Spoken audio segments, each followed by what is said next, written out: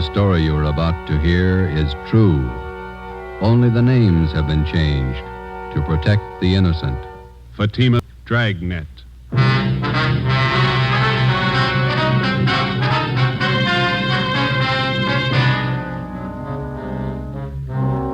You're a detective sergeant.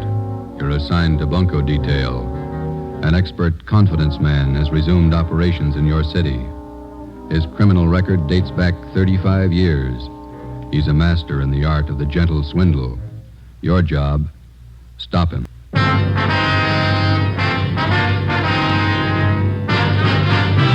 Dragnet, the documented drama of an actual crime.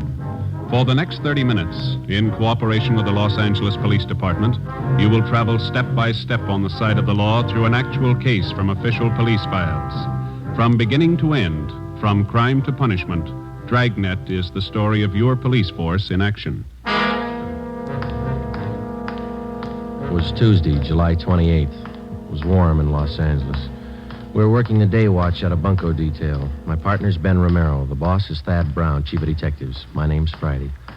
I was on the way back from the record bureau, and it was 10:45 a.m. when I got to room 38, bunco fugitive detail. Friday? Captain, they're bringing him in now. Sit down. Thanks. There's the mama sheet on him. Oh, Gentleman Wallace. I thought he was out of our hair for good. So did I till this turned up. I heard he was working in New York. Look at the package on this guy. Feels like a good-sized dictionary. Yeah. Check the date of his first arrest there. June 2nd, 1913. He's been in and out of jail all over the country. Look, Lane County, Oregon, forgery. Bum check beef, San Francisco, 1914. Embezzlement, Santa Ana. Parole violation, Seattle, Portland. More checks, Reno. Billings, Montana, forgery, 1920. Dayton, Ohio, Pittsburgh, New York, grand larceny. Bunco raps, Las Vegas, Cleveland, Chicago. That's only the first page. There's a couple more there. Yeah, it reads like a novel. Just about as long. What's the story on Wallace this time? What have we got? He reached a couple of used car dealers Saturday. Took them for $2,000 each, and we can't touch him. Why not? How'd he work it? Well, Saturday afternoon, he went to a car lot on the corner of South 3rd and Washington, and he bought a 1948 Lincoln sedan. Showed him his identification, wrote a check for $1,500 for a down payment, and drove away. Another bum check deal. It's a little more than that. About 45 minutes after he left, he drove into another used car lot 2 blocks away from the place where he bought the Lincoln. Yeah. Told the salesman there that he didn't like the car and he wanted to trade it in on another one. The salesman offered him $900 less than he paid for it. Wallace accepted and offered them a personal check to cover the balance. And the salesman went for it? Almost. Wallace seemed so anxious to get rid of the car that the clerk got suspicious, but it was late Saturday and he couldn't call the bank on Wallace's check. So he called the place where Wallace bought the car. That's right. We found out that the sale was made less than an hour before and that Wallace had given them his personal check for it. And then the 2 used car dealers got on the phone, decided that Wallace was pulling a fast hustle, called a cop, and had him jailed. Hold that light a minute, will you? Thanks. Yeah, then what? Well, when the banks opened Monday morning, they called about Wallace's account. He had enough money in to cover both checks. Wallace got a lawyer and threatened suit against the 2 car dealers. He had both of them cold. They settled out of court for $2,000 apiece. Quick deal. Sounds like a master. He's been grifting for 35 years. Knows the con game any way they want to play it. We can't even book him on a VAG charge. He's got a job. And who's he working for? Plastic outfit out in Pasadena. Salesman. Is he registered under 5238? He is. No, just a minute. Yeah? All right, send him in. Romero, he's got Wallace with him. Captain? Ben? Wallace, this is Captain Bryce. Captain, I'm very happy to know you. I've heard a lot about you. Yeah. Sergeant Friday, how are you? We'd like to talk to you, Wallace. Sit down. Oh, well, thanks. It's warm out today. Perspiring. Now, what is it I can help you gentlemen with? Always glad to cooperate. You don't have to give us a build-up, Wallace. We're not buying. You know me better than that, Sergeant. No point in making this visit an unpleasant one. Cordiality, that's a secret. My mother always used to tell me that. She used to say... Look, mister, you're not here to get the keys to the city hall. You're here for investigation. I'm here out of courtesy, Captain. My lawyer informed me I didn't have to come. I don't believe in making enemies, that's all. For a guy that's not trying, you've done pretty well, haven't you? Now, how long do you plan to stay here in town? Los Angeles is my home. It's my place of business. That's fine with us, Wallace, just as long as it's honest. Now, let me hand you a piece of advice. You try copping any more jobs in this town, and we're going to lean on you, understand? I don't think I do understand, Captain. The incident with the used car dealers, I hope that isn't what upset you. You guessed it, and it better be the last caper you try around here for a long time. I had every right to take action against those car dealers. False arrest. They humiliated me. They damaged my reputation. Here's your reputation, Wallace. 35 years of it. 10 jail terms, larceny, bunco, forgery. Have you ever heard of rehabilitation, Sergeant? Oh, yeah. I did my time. I don't owe them a day. I've got an honest job. I've been off the grift for years now. And take a hint, Wallace. Stay off. You'll do better. That's all, Wallace. Just remember, the next time we tag you, you're going to fall hard. You got it straight? Captain, I've been square since I got to town. I'm not switching. Is that it? That's all. Well, that wasn't so bad. Would you gentlemen care to have some lunch with me at the club? Just a snack? No, thanks. Sure, I can't persuade you. Club's just up the street. Fine food. Some other time, Wallace. Goodbye. Well, goodbye, Sergeant. Goodbye to you, Captain. Yeah. Well, we gave him the word. I don't know how much good it's going to do. What do you think, Skipper? Two things about grifters. They never retire and they never change. Watch him. For the next 4 months, Charles Wallace was kept under surveillance. From his daily actions, there was nothing to indicate that he'd returned to his former profession of confidence man. From experience, we knew it was too good to be true. For a man who had worked the con game from every conceivable angle for as long as Wallace had, chances of his going straight amounted to less than 1 in 1,000. Just as a dope addict is a slave to drugs, the full-fledged con man or grifter is obsessed with the idea of swindling for a living. He loves his work and he takes pride in it, just as much as a doctor, a lawyer, or any legitimate professional man. He has a life and a code of ethics all his own, even has his own language. The grifter's victims are wealthy, middle class, and poor, and many more than the average citizen imagines. Wednesday, December 1st, 1 p.m. Ben and I had lunch and checked back in at the office. Food's getting better at the cafeteria, don't you think? Beef stew is pretty good. You got an extra coat hanger in your locker? Oh, yeah. Yeah, here you are. Yeah, thanks. Hi, Conan. Joe, did you see this report the post office detail sent over? You mean that Lonely Hearts ad? No, this is a different one. Real twist. How you mean, Harry? Let me look, huh? Here. Barney Grant, that's the name he uses anyway. A couple of weeks ago, he planted a small want ad in the newspapers around town. Been cleaning up ever since. How'd he work you? Here, take a look at the ad he was running. Remember, tomorrow is the last day to send your dollar to Box 565, Main Post Office, Los Angeles. Was that all? That's all it took. Last couple of days, been getting about 40 letters a day from people in the city. With $1 in each one. Ad doesn't promise a thing. Just send your dollar. People send them. They picked the guy up, Harry? He called for the last batch of letters 2 days ago. Probably pulled out. Postal inspectors checked the address he gave when he applied for the box. They never heard of him there. Barney Grant. Does that sound familiar to you, Ben? Little, yeah. Maybe R&I has a package on it. Mm-hmm. Friday, see you a minute. Right, Captain. Ben, you and Conan want to check that name through R&I? I'll be in with the skipper. Yeah, okay, Jack. Well, Friday, close the door, will you? Sure. This is Mr. Sawyer. He's with the Western Central Railroad, Sergeant Friday. Sergeant. How are you? It's about Wallace, Friday. Mr. Sawyer has a complaint against him. We've got the crime report. Gentleman Wallace? Yeah. You want to fill him in, Mr. Sawyer? Well, Sergeant, I'm employed as a standards engineer for the Western Central Railroad. Wallace first approached me about a month ago. He said he was an inventor and he was working on plans of a new type of air brake for use on railroad cars. Go ahead. He said he'd conceived the idea, but that he needed more time and money to perfect his invention. He told me I'd share in half of the profits he got from his idea. It sounded more than fair. How much money did you give him? All I had in my savings account, $3,000. I talked it over with the wife, and the idea looked real good on paper. Yeah. I didn't expect to make too much money for myself out of this, but I thought that if I could get a hold of this braking system...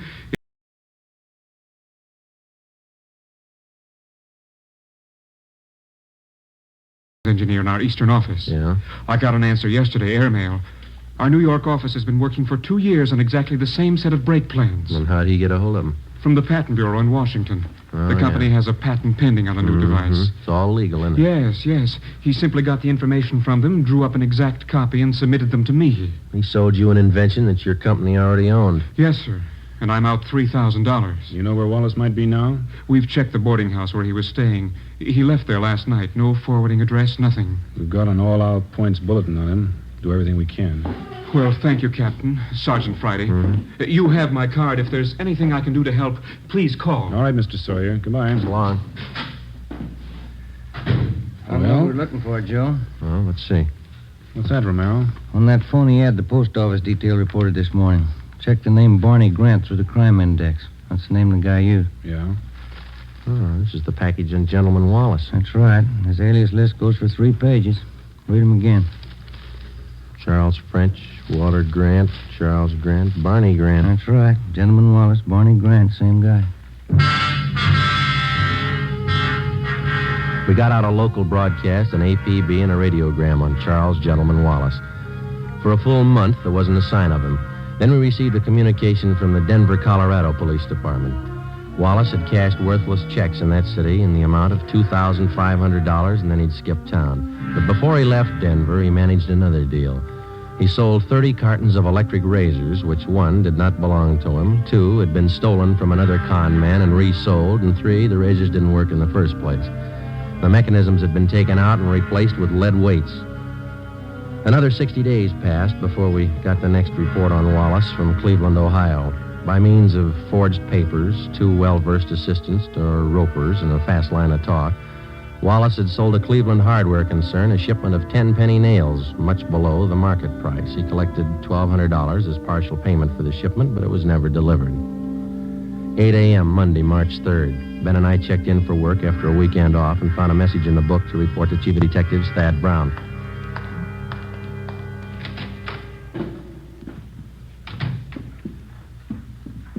Chief, you wanted to see you? Come in. Yes, sir? Gentleman Wallace is back in town. Where'd you get that? Guy by the name of Patterson. So, All right, thanks. Egan, have Patterson brought to the interrogation room. Is that Mouse Patterson, Skipper? Yeah, small-time grifter. He was running with Wallace as late as a month ago back in Pittsburgh. When was Patterson picked up? Last night at a big hotel out in Hollywood. He was working a fast deal. You think he came to town with Wallace? I know he did.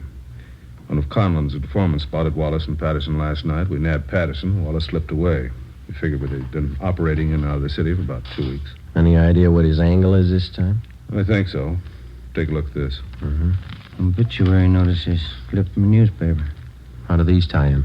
The con artist takes a dead man's name from the obituary list, finds out a little bit about him, and writes him a letter. He writes the dead man a letter. Here's a sample we had reported to us. Read it. William Radford, 233 South Brookway, Hollywood. Dear Bill, I heard you were sick, and I didn't want to bother you at this time, but believe me, I'm desperate. I don't mean to hound you about the $400 you borrowed from me, but we are having sickness in our family, and I do need the cash. Wait a minute. Wallace writes a letter like this to a man knowing he's dead, and the family opens it and reads it. And they figure it's some unpaid debt that they didn't know about, which the deceased owed. That's right. And the con man collects. Yeah. The letter's been showing up right in the middle of funeral arrangements. The family's bereaved, grief-stricken, they're caught off guard. They don't suspect anybody could be that ruthless, so they pay off what they think is a legitimate debt. That sets a new low, doesn't it? Excuse me. Yeah. Ron speaking. All right, thanks. I got Patterson in the interrogation room. You two question him, find out everything you can. Right, Chief. When you're through talking to Patterson, you can start checking on these names. What's this? It's a list of all the names that appeared in the obituary column in today's paper. It's a long list. Conlon and Myberg are checking half. You and Romero take the rest. Right. Get to those families before Wallace does. We went down the hall to the interrogation room and questioned Patterson for an hour and a half. He denied that he even knew Wallace. He refused to tell us anything. We had Patterson returned to his cell in the county jail, and Ben and I started to check with the relatives of the deceased who appeared in the daily obituary list. Adams, Connolly, Craig, Denberg, Donzetti, Edmonds, Fowler. None of them had received letters claiming payment of secret debts owed by the deceased. Well, there are more pleasant jobs than bothering families with an investigation in the middle of their sorrow. It wasn't easy, but it was necessary. The 8th name on the obituary list was Foreman, Carl J. He was survived by his wife, Jean. She lived at 5821 Santiago Street out in the valley. We're sorry to intrude at a time like this, Miss Foreman. We know how you must feel, but it's an important matter. That's all right, Sergeant. Carl was sick for so long. Probably better this way. What did you want to know? Since your husband passed away, have you received any letters asking for payments on a debt that he might have owed to somebody? It's funny you should ask. Yes, I have. I got it yesterday. Yesterday, huh? Do you know the man who wrote the letter? No, I didn't. I took it for granted that it was someone Carl knew in the Army. Someone he'd borrowed from. And how much money was it he said your husband owed him? $400. There's a letter over the mantel. I'll get it for you. Fine. Here it is. Thank you. Signs his name Howard Michaels. Has this man contacted you since? Why, yes, he has. He called me last night and said that he'd just heard about Carl. He apologized for writing the letter. Mm-hmm. Said he had some medical bills of his own to pay. I went to the bank this morning and got the money for him. Is there anything wrong? And he's supposed to come here and get the money? He already has about 2 hours ago. He seemed to be a very good friend of Carl's. Ben, you got that mug shot on you? Yeah. Yeah, here it is. I don't understand, Sergeant. Is, this the man who picked up the money this morning? Yes, that's Mr. Michaels. Mm-hmm. Don't you think he was Carl's friend? I don't think so, Miss Foreman. But no one would do that. Who could be that low? You're looking at his picture, Miss Foreman. His name's Wallace.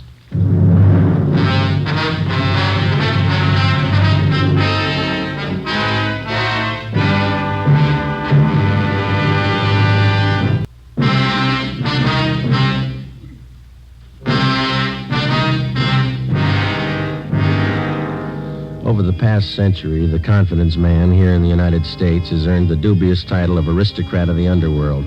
Among small-time thieves, cutthroats, dope peddlers, pickpockets, and similar small fry, he's looked up to and respected. The true con man does not consider himself a crook or a thief in the ordinary sense of the word. He's smooth, courteous, fast-talking, and he lives by his own code of rules. He never uses violence. He makes his living by his wits alone. Generally, he's far above average intelligence, and he's totally without a conscience. He thinks no more of fleecing a day laborer of his wages than he would of fleecing a millionaire. Because of their carefully planned operations, only a handful of confidence men are ever brought to trial. Monday, March 3rd, 6 p.m. Ben and I completed our interviews with the families of the deceased and returned to the office. Hi, you two have any luck? Wallace is the guy. We found out that much. Who identified him? Woman out in the valley, a Mrs. Foreman. Wallace posed as an old friend of her husband's, took her for $400. How about Colin and Myberg, Captain? They get anything? They haven't checked in yet. I'm waiting for him.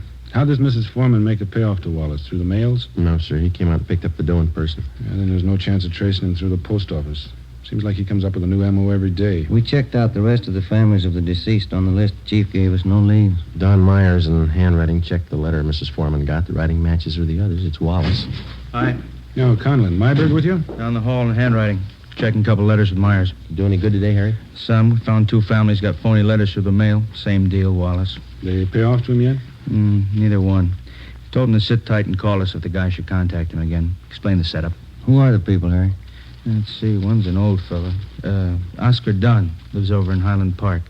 Other's a pretty wealthy family, Bel Air. Here it is. Elizabeth Secor. She's the wife. Mm-hmm. Husband's name, Burton James Secor. Investment broker. Died day before yesterday. How much of a debt is he supposed to have owed? The guy in the letter claims $1,200. Signed himself William Kilbright. The letters mention anything about how the payoff's supposed to be made? The guy wrote he'd contact him by phone first, then make arrangements to meet him. Both families will call as soon as they hear from him. Now, if he doesn't change his M.O., we're set. Conlon, you and Myberg stick with the family in Highland Park. Make sure they understand perfectly what the setup is. If Wallach makes a contact, be there. Okay, Cap. Joe, you and Ben cover the family out in Bel Air. Okay, you got Secor's address, Harry? Well, here's a crime report. It's got all the dope. Good. Yeah, I'll grab it. Bunko, fugitive, Conlon. Yes, ma'am? When? All right, thanks. We'll take care of it. Secor's. Wallace just called him. What's the pitch? Wants to pay his respects. He's going to visit him tonight. 7:35 p.m. Monday, March 3rd. Ben and I drove out to Bel Air to the Secor place. It was an English-type mansion with a circular driveway out in front. The wake for Mr. Secor was being held in the living room. The butler showed us into the library where Mrs. Secor was waiting. She told us everything that had transpired since she first received the letter from Wallace following her husband's death. She said Wallace had promised to be at her home promptly at 9 p.m. We waited. 9 p.m. came and went. We told her that if the suspect should call, to make any concession, to agree to anything in order to set up a meeting with him. At 10 minutes past 10, the phone in the library rang. Mrs. Secor answered it. I listened in on the extension. I'm terribly terribly sorry, Mrs. Secor. I did want to get out to pay my last respects, but I'm afraid that will be impossible. Oh, I'm sorry you won't be able to come. I'd like to settle up that debt, the money that Burton owed you. I do hope you understand, Mrs. Secor. It's very difficult for me to bring up such a subject at this time of your bereavement, but I do have need of the money. You see, it's my wife. She's quite ill, and, well, there are medical expenses to be met. Oh, I understand. When would you like to come for the money? Well, would tomorrow be all right? My husband's funeral is tomorrow. Oh, I see. Well, where will that be? At the cathedral on Sunset Boulevard. A requiem mass at St. Mary's at 9 o'clock. Well, since I don't want to bother you personally anymore, I wonder if it would be possible for you to leave the cash with the head usher there at the church. Well, yes, all right. I think that would be the best way. All right, then. Good night, and thank you. Yes, good night. I'm sorry. I know that's not easy for you. That's all right, Sergeant. It's strange, isn't it? What's that? One man burns out his whole life making money. The next man spends his time trying to steal it. What does it all mean? I don't know. We got 2,600 men down in the county jail. They all think they've got the right answer.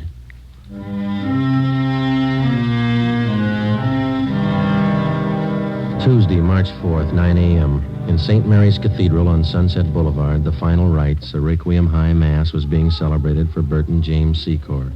Ben and I were stationed at the rear of the church. Conlon and Myberg, together with 2 other men from Bunco Detail, covered the side exits.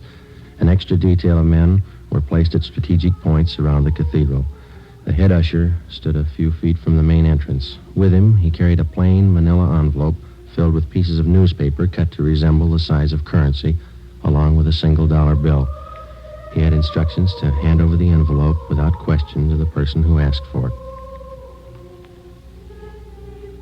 15 minutes past 9, Joe. Yeah. You see that head usher all right? Yeah, I got him spotted. All right. Pretty good-sized crowd here. Secor must have had lots of friends, huh? Yeah. Nice choir.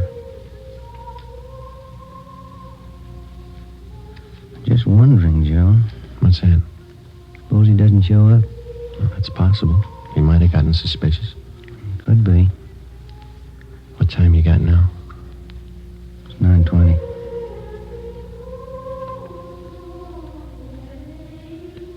Joe, look. Uniformed messenger just came in the door. Yeah. He's looking around. He's going up to the usher, talking to him. That's it. Usher gave him the envelope. Messenger's leaving. I know. Let's hold it. Give him a lead. All right, let's go.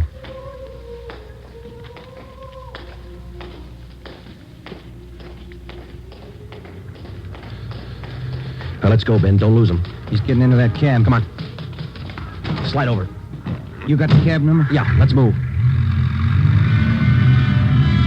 10:30 a.m. Ben and I trailed the cab to a bus depot in downtown Los Angeles. We followed the messenger in and watched him check the manila envelope in a key locker. We waited. At 11:45 a.m., another uniformed messenger entered the bus depot, picked up the envelope, and left. We followed him to the Union Railroad station, where he left the envelope at the traveler's aid desk. At 3 p.m., the envelope was still there, unclaimed. No sign, Joe. What do you think? I don't know. It's a pretty fancy switch he's got worked out. Yeah. What time's the next train leave? 3:25. Coast limited for San Francisco. 3:21 now. Wait a minute. See that porter over at the desk there? I'm talking to that girl there. I don't know. That's it. She's giving him the envelope. Come on. Yeah.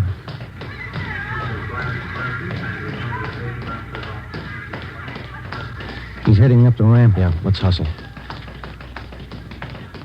You turn up the left? Yeah, passenger platform, coast limited. Not much time. Come on, run.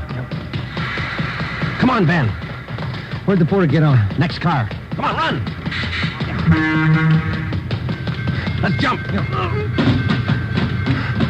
This way. Through here.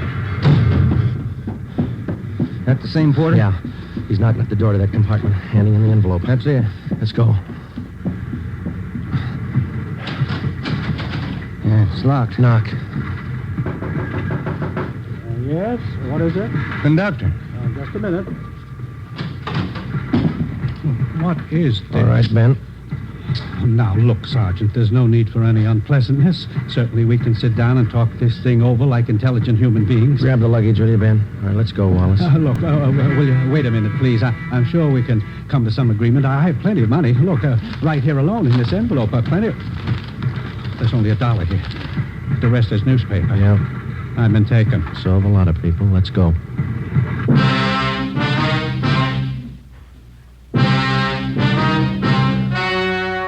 The story you have just heard was true. Only the names were changed to protect the innocent. On June 23rd, trial was held in Superior Court, Department 87, City and County of Los Angeles, State of California. In a moment, the results of that trial.